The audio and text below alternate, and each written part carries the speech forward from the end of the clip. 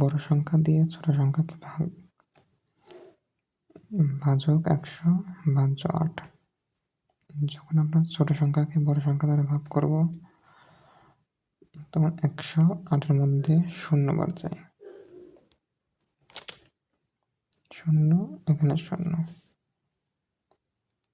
8 থেকে 0 বিয়োগ করলে 8। এখানে আমরা দশমিক বসাবো। দশমিকের জন্য 0। তাহলে 100 হচ্ছে 80-এর মধ্যে কয়বার যায়? 0 বার যায়। 0। 80 থেকে 0 বিয়োগ করলে 0, 8। এই দশমিকের জন্য আমরা এখানে আবার 0 বসাবো। তাহলে 180-এর মধ্যে কতবার যায়? 8 বার যায়।